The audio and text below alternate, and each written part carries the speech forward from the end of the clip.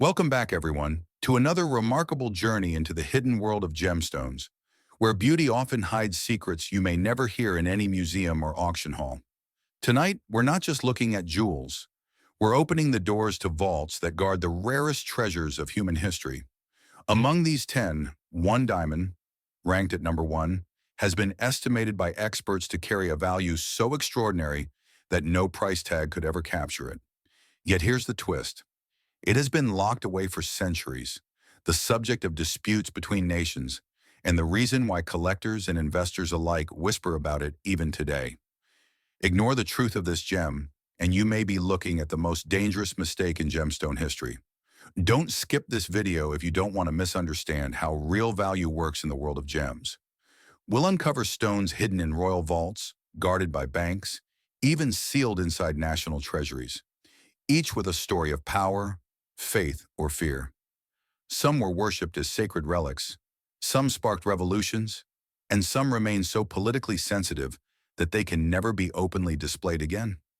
Suppose this is your first time joining us. Welcome to Gemstone Kingdom.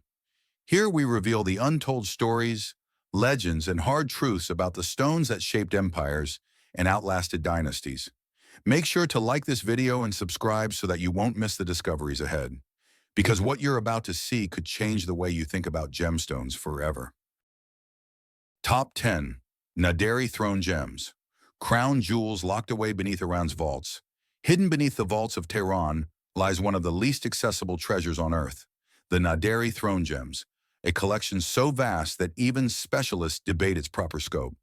At its heart is the legendary Koh-i-Noor diamond, a 182-carat pale pink stone cut in a rectangular table form. It never enters the market, never sees auction light, and remains locked behind steel doors in the central bank of Iran. Geographically, many of these gems trace their origins to Golconda in India, the same mines that produced diamonds like Koh-i-Noor and Hope. Centuries ago, caravans carried them westward into Persia, where they were set into crowns, ceremonial swords, and thrones. Extraction was laborious. Miners in Golconda worked alluvial deposits, sifting gravel from rivers under brutal heat.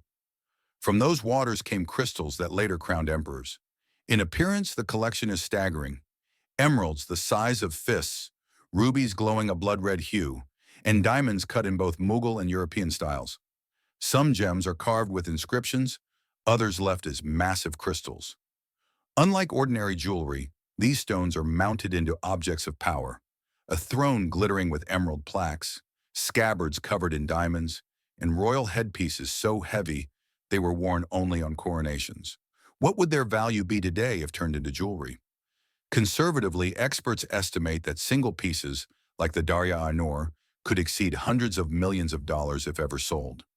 The entire collection, if broken apart, might rival national reserves. Yet their destiny was never to be earrings or rings for private collectors. For centuries, Persian priests, Shahs, and revolutionaries alike saw them as symbols of divine mandate and national identity, too sacred and too politically dangerous to leave the vault. And this is where things get interesting for us as viewers. Gems like these remind us that value is not just in carats, but in history, faith, and power. If you find it surprising that treasures worth billions are sitting unseen, please share your thoughts in the comments. Would you rather see them locked away forever or released into the world of collectors? Because here's the thought I'll leave you with. If emeralds and diamonds this size can remain hidden underground in Tehran's vaults, which gemstone do you think will rise next? Could 2026 be the year something surpasses even diamonds as the ultimate store of wealth? Let's discuss it below. Top 9. Mogul Emerald, the inscribed jewel sealed away. Since 1695, among the treasures of the Mughal Empire, one gemstone continues to fascinate historians and gemologists alike, the Mughal Emerald. At nearly 218 carats, carved with verses from the Quran on one side and intricate floral patterns on the other, it is not just a jewel, but a testament to faith and artistry.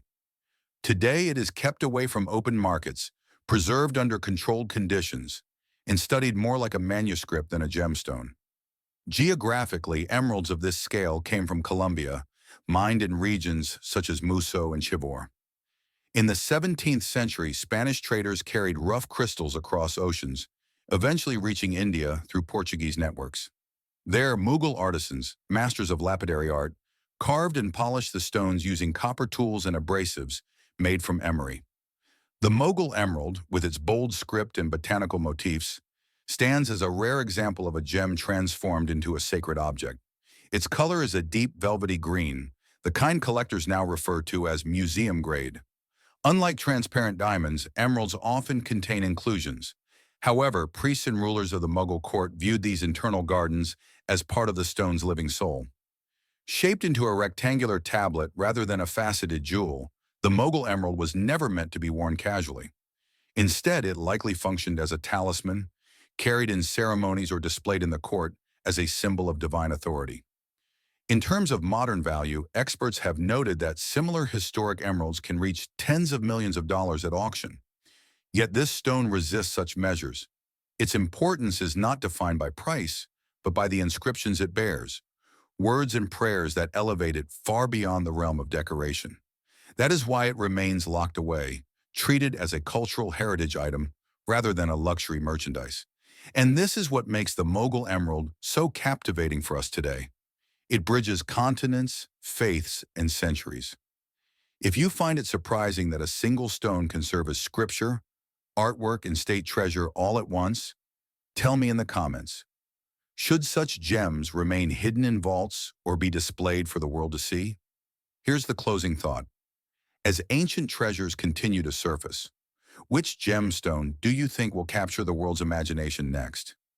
Could it be another emerald or something entirely unexpected? Let's discuss it together. Top 8. Shah Diamond, the carved testament locked in Kremlin's vault. Inside the Kremlin's diamond fund lies a gemstone that reads like a diary carved in crystal.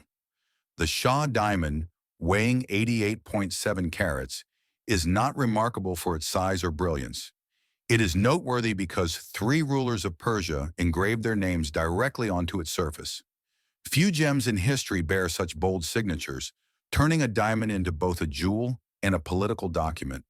The stone itself was discovered centuries ago in India's Golconda mines, the legendary source of some of the world's most famous diamonds. In those days, miners worked river gravels in shallow pits under punishing heat, using iron and bamboo tools to break apart deposits. From that earth came a pale yellow, elongated diamond crystal, later shaped into a faceted gem that retained much of its natural form. Its color is a subtle grayish yellow, not the fiery brilliance we associate with modern diamonds, but instead a quiet glow that reveals its antiquity. The Shah diamond is cut into a rectangular shape with blunt ends, preserving both size and stability for the inscriptions.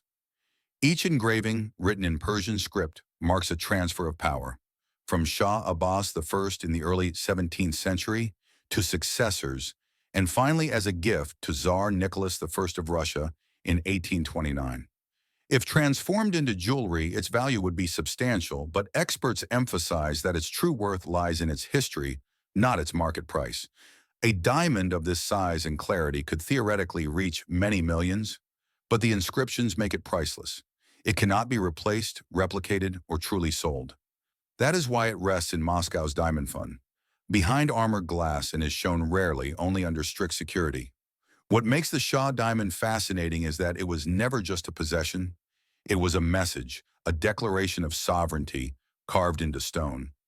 When you look at it, you are not only seeing a diamond, you are reading history etched by kings. If this story surprises you, please let me know in the comments. Should gemstones that carry history be treated as artifacts first and foremost, and jewels second? And here's the closing thought. If rulers once wrote their names on diamonds, what do you think today's world leaders would choose as their symbol of power? Let's talk about it. Top 7. Orlov Diamond, from Temple Relic to Kremlin Vault. Among the treasures of the Kremlin armory lies a gemstone that bridges 2 worlds, the sacred and the imperial. The Orlov diamond, weighing almost 190 carats, is famed not only for its size but for its mysterious past. Some accounts suggest it once served as the eye of a Hindu temple idol in southern India, before being carried across continents into the hands of Russian royalty. Few stones embody such a dramatic shift in meaning.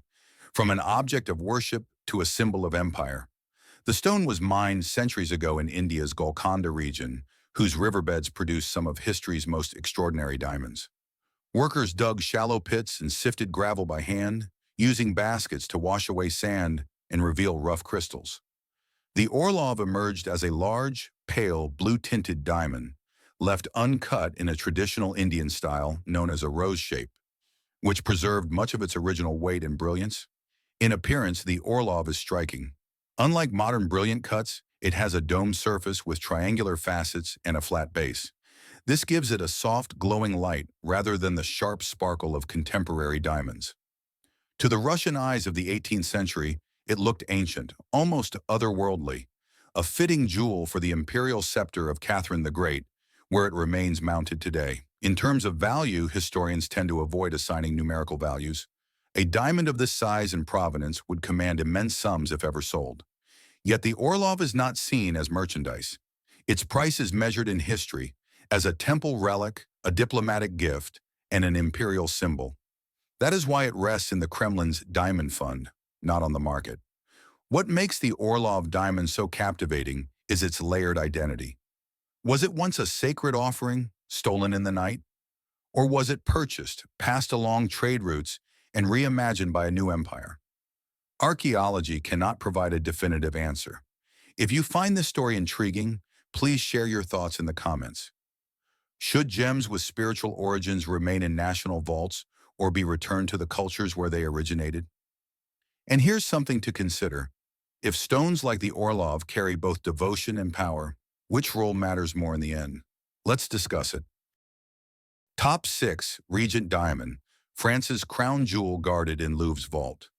Inside the Louvre Museum in Paris lies a diamond once hailed as the most beautiful in Europe. The Regent diamond, weighing 140 carats, has been mounted in crowns, swords, and jewels of French rulers for 3 centuries. But what makes it remarkable is not just its brilliance. It is how often it has passed through moments of revolution and empire, yet somehow always survived, now resting behind glass as a national treasure. The diamond story begins in the Golconda mines of India, the same legendary source as many historic gems. In the late 17th century, miners extracted rough stones from river gravels, washing pebbles until flashes of light revealed diamonds hidden within. Among them was a crystal weighing over 400 carats, later cut into a cushion-shaped stone of extraordinary symmetry and fire. Its appearance is what made it famous. Unlike many historic diamonds that retained irregular forms, the Regent was fashioned with perfect proportions, maximizing both brilliance and color. Its hue is a pure white with a faint bluish tint, and its clarity remains exceptional even under magnification. For jewelers of the 18th century, it set a new standard of cutting skill. Over the centuries, the Regent diamond adorned the crown of Louis XV, the sword of Napoleon Bonaparte, and later the crown of Empress Eugénie. Each setting transformed its meaning, from the divine right of kings to the might of empire, to the elegance of the imperial court. Yet during the French Revolution, it was hidden away in a vault, rediscovered and restored to prominence once again. Today, it is displayed in the Louvre's Apollo Gallery, never for sale, its value measured in heritage rather than currency. Experts suggest that if such a diamond were ever auctioned, it would command an astronomical figure. But its destiny has never been commercial. Instead, it embodies continuity in French history, surviving upheaval after upheaval. What makes the Regent fascinating is this resilience. How did one gem survive revolutions, wars, and exile when so many treasures were lost? Was it sheer luck or deliberate protection by those who recognize its importance? If you find this story surprising, please share your thoughts in the comments. Should a gem like the Regent remain locked in a museum or be returned to a crown to live again as part of a ceremony? And here's a thought to close with. If a single diamond can outlast empires, what do you think truly makes a stone timeless? Its beauty or its history? Let's talk about it. Top 5. Jacob Diamond, India's forgotten treasure locked in a bank vault. In the vault of the Reserve Bank of India lies a diamond with one of the strangest histories of any royal treasure. The Jacob diamond, weighing 184.75 carats, was once forgotten at the bottom of a shoebox, hidden under a ruler's bed and nearly lost to time. Today it is considered one of the largest cut diamonds in the world, but its story raises a bigger question. How can something so priceless be treated as though it were nothing at all? The stone was originally mined in the renowned Golconda region of India, where river gravels had yielded diamonds for centuries. Workers sifted sediment by hand, prying crystals from gravel with simple tools. The Jacob diamond likely emerged in the 19th century, a rough stone later fashioned into an oval cushion cut with striking symmetry. Unlike colored diamonds, it has a pure, colorless transparency, with clarity that allows light to move through it with remarkable brilliance. In appearance, the Jacob diamond is imposing rather than delicate. Measuring nearly 4 centimeters across, it looks less like a jewel for a ring and more like a polished relic of power. Despite its size, it remained hidden from the world for decades. The Nizam of Hyderabad, one of India's richest rulers, reportedly kept it wrapped in cloth inside an old shoebox beneath his bed. He considered it unlucky, perhaps too politically dangerous to wear, and so it disappeared into obscurity until rediscovered in the 20th century. If valued only as a gem, experts suggest it would reach an extraordinary figure at auction. But like so many stones in our series, its true worth is historical. It is not simply a diamond. It is a piece of India's royal heritage, tied to the legacy of the Nizams. That is why it is secured in a national vault, inaccessible to collectors or jewelers. What makes the Jacob diamond fascinating is this paradox. How can the same stone be dismissed as unwanted in one century, then revered as a national treasure in the next? Does value come from beauty or from the stories attached to it? If this tale surprised you, let me know in the comments. Do you think forgotten treasures like the Jacob diamond should remain locked in vaults or be displayed to the public more often? And here's the final thought. If a diamond this large could once be hidden in a shoebox, what other gems might still be lying unseen in ordinary places? Let's talk about it. Top 4. Dresden Green Diamond, the rare green jewel guarded in Germany's vault. Locked inside the Green Vault of Dresden, Germany, rests one of the rarest diamonds on Earth. The Dresden Green, weighing 41 carats, is the largest and most famous natural green diamond in recorded history. Its survival through wars, theft, and centuries of shifting empires makes it more than a jewel. It is a survivor's tale carved in crystal. The diamond's origin is traced to the fabled Golconda mines of India, whose river gravels supplied the world with historic gems. Miners collected rough crystals by hand, washing gravel in wooden pans until flashes of light revealed diamonds hidden within. Among them was a rough stone with an unusual hue, a faint green that nature had etched deep into its structure through natural radiation over thousands of years. In appearance, the Dresden green is a striking color. Cut into a modified pear shape, it glows with a soft, grassy hue that remains stable under even the brightest light. Unlike treated diamonds whose colors may fade, its green tone is entirely natural. This rarity has made it a benchmark in gemology, studied by scientists as much as admired by jewelers. Over the centuries, the stone was purchased by Augustus III of Poland in the 18th century and mounted into elaborate jewelry for the Saxon court. It became a symbol of prestige, traveling through Europe as both treasure and display of power. Today, it is secured within Dresden's Residenzschloss, behind armored glass, after having survived the bombing of World War II and even a high-profile theft attempt in 2019. If the Dresden green were ever valued as a commodity, experts suggest it would command an extraordinary price. Yet its real significance lies not in numbers, but in its uniqueness. It is the only documented diamond of its size and intensity with a natural green color. That fact alone ensures it will remain in a vault, studied and preserved, rather than worn on a ring.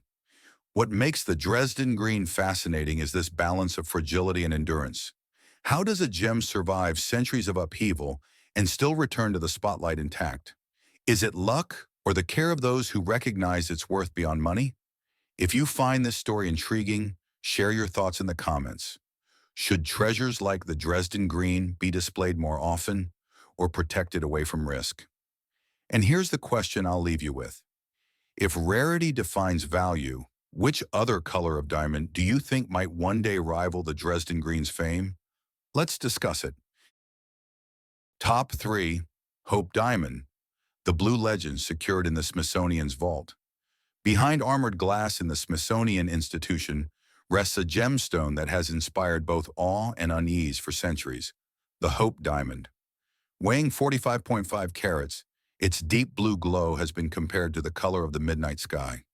To visitors, it is one of the world's most beautiful gems. To historians, it is a witness to revolutions, dynasties, and endless speculation. The Hope Diamond's journey began in India's Golconda mines, the legendary source of many historic diamonds. In the 17th century, miners extracted rough crystals from river gravels, washing stones by hand until the unmistakable sparkle of diamonds became visible.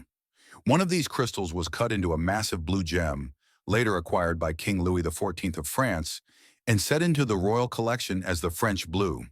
After being stolen during the French Revolution, it resurfaced years later in London, smaller but still mesmerizing. Now the Hope Diamond.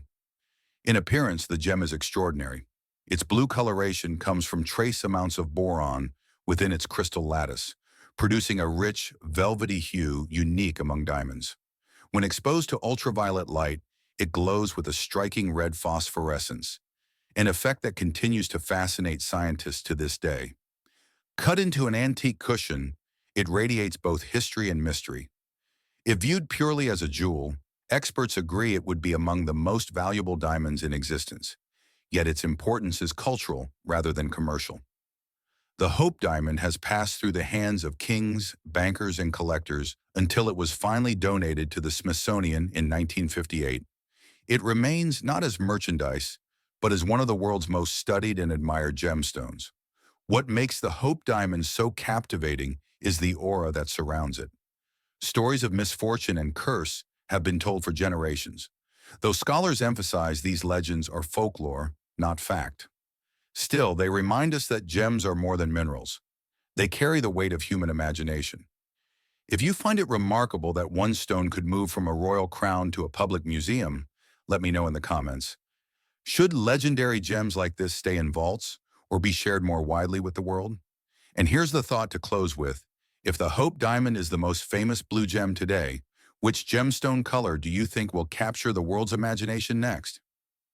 Let's discuss it. Top 2. Cullinan 1, the Great Star of Africa, locked in Britain's Crown Jewels Vault. Displayed today in the Crown Jewels of Britain is a gemstone so large and so flawless that it was once thought impossible. Known as the Great Star of Africa, or Cullinan, it weighs 530 carats and is the largest clear-cut diamond in the world. Mounted atop the royal scepter, it remains a symbol not of wealth alone, but of empire, history, and power.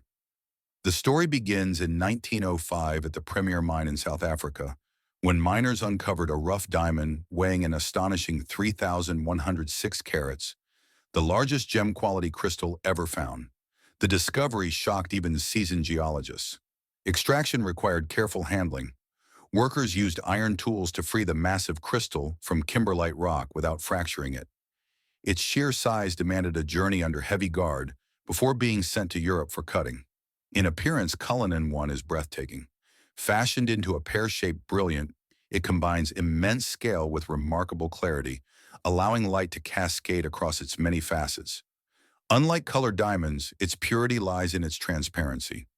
A dazzling window into the very structure of Earth's mantle, where diamonds form under crushing pressure.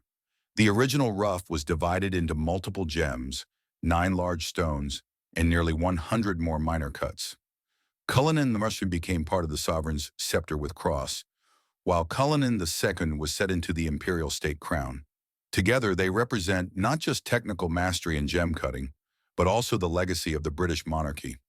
In financial terms, experts refrain from assigning a modern value to the Cullinan 1. Its significance is beyond currency. Instead, it embodies a moment in history, the rise of diamond mining in South Africa, the global reach of empire, and the enduring symbolism of monarchy.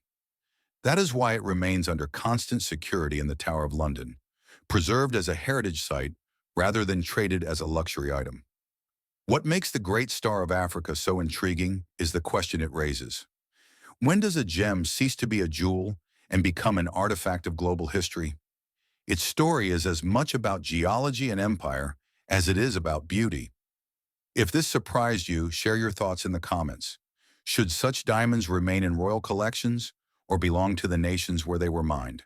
And here's a thought to close with.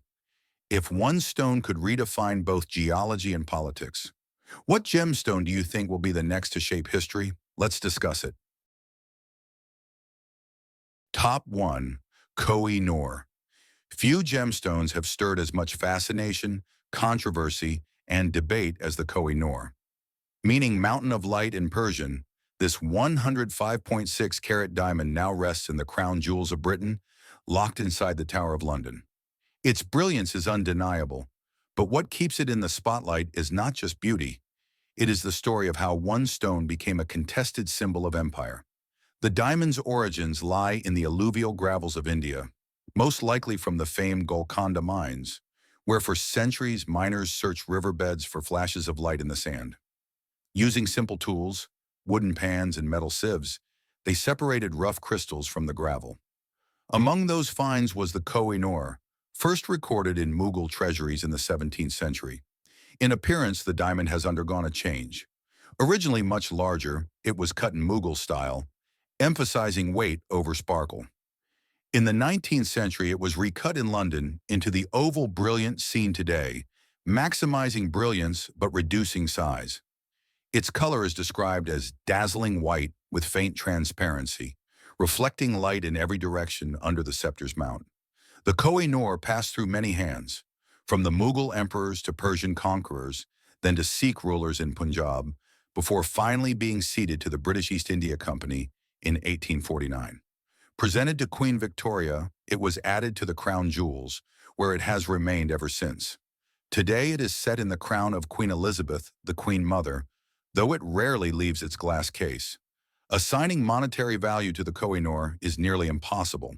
Experts agree its significance lies in heritage, not currency. For India, Pakistan, Iran, and Afghanistan, it represents history and loss. For Britain, it is part of the national regalia. That is why it remains locked in the tower, admired yet disputed, never entering the market.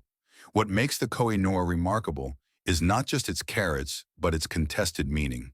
It is a gem that reveals how stones can carry politics as much as sparkle. If this story surprised you, share your thoughts in the comments. Should the Koh-i-Noor remain in London or be returned to its place of origin? And here's a final thought. If a single diamond can spark debate across nations for centuries, what other gemstone today might hold the power to reshape history?